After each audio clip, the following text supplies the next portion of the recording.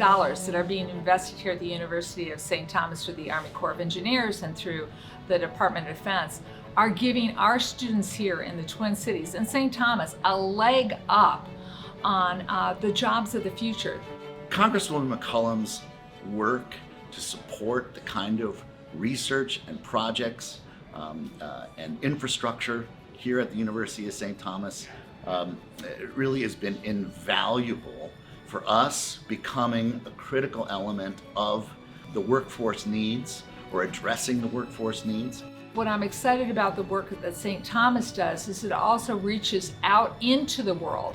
And so I've traveled in third world countries and been places after natural disasters. And these grids and the work and the research that's being done here will help improve the lives of so many people. And so I'm excited to be part of something that big and to see our hometown team here at St. Thomas be a leader in it.